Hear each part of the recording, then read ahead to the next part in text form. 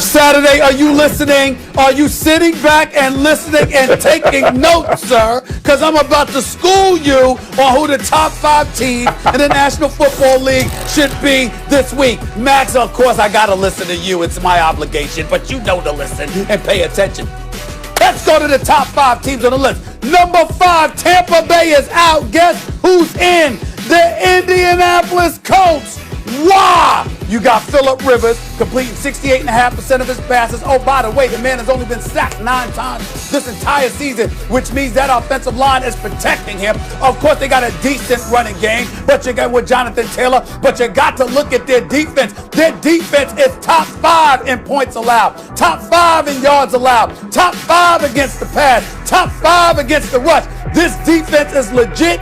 They're 7-3. They've been balling last 2 weeks. Wins over Tennessee and Green Bay. They deserve our props. The Indianapolis Colts are in the top 5.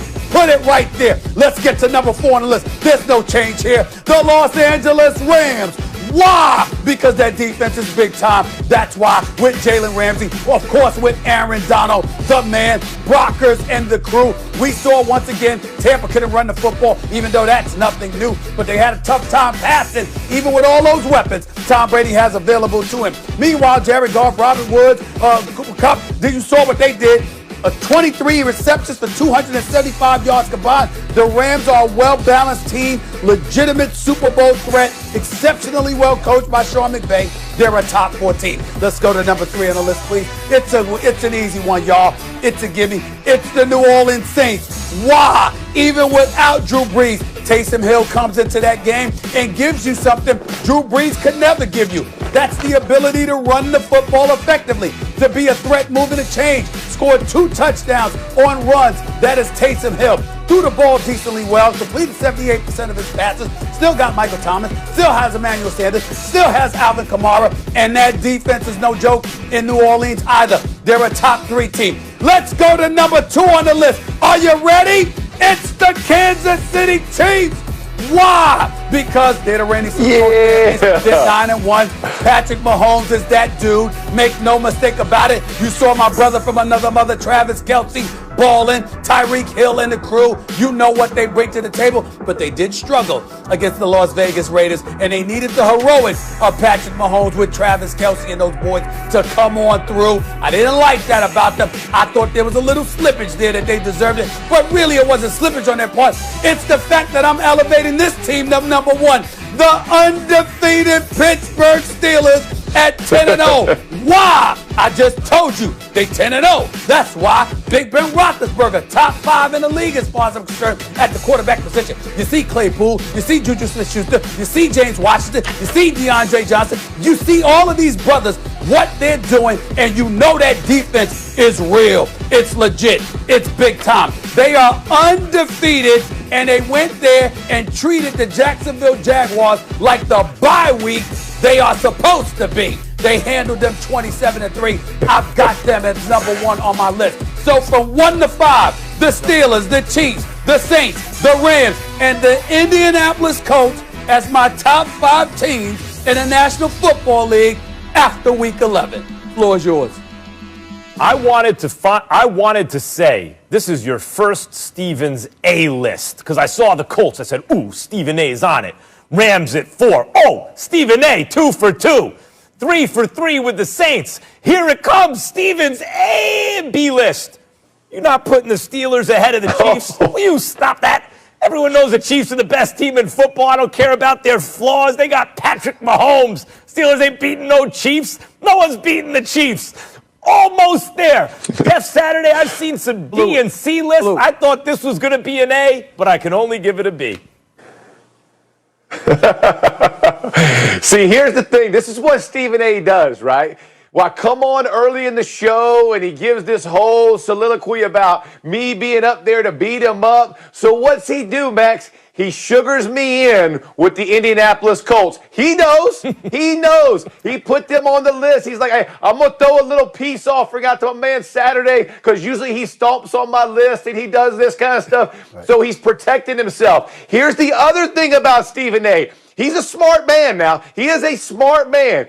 Why did he put the Steelers at 1? Because he just saw 2 of the Ravens' best players not be able to play Thursday. So he feels pretty confident, right? He can step out now. He can step out a little bit. Bring it out just a hair, because he's been real scared. He's been real scared, even being that fan, to step out and jinx him. So he feels like the jinx is off. He doesn't have to worry as much about Thursday night's game. So he's like, you know what? This is my week, right? It's no different than a coach waiting to put the backup quarterback in and make him a starter after the bye week. This is what Stephen A. just did, right? He just slid it in there. I will say this, though. Of all the trash lists that I've seen, Stephen A. went and redeemed himself. This is a great list. It's an A list, wow. Stephen A. You did a good job. This is your best work. Wow. And it's because you sugared me with the Colts and the way you manipulate it. Listen, I give you credit. There's a reason there's a reason that you stay on every day and people tune in. You know how to scratch the ear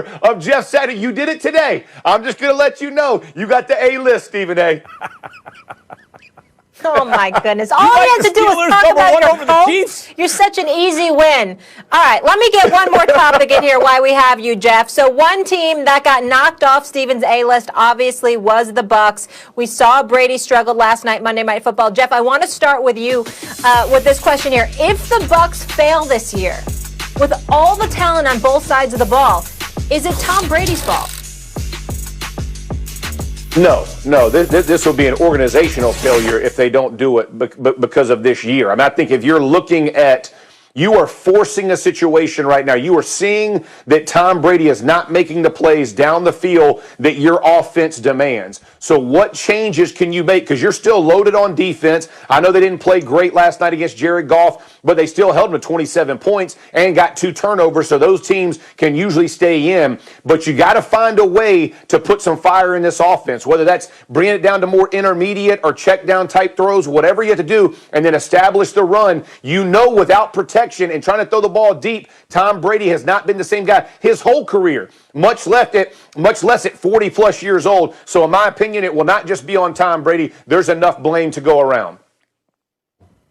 With the exception of the Look, we asked go ahead, Stephen A. Listen, with the exception of 2018, Bruce Arians has been a head coach in this football league since 2012. What's the problem? What's wrong with expecting more from him? The fact of the matter is that you got Tom Brady, you got Antonio Brown, you got Chris Godwin and Mike Evans and Gronk and Brate. Even with O.J. Howard being out for the season, you still got Leonard Fournette, you got Ronald Jones.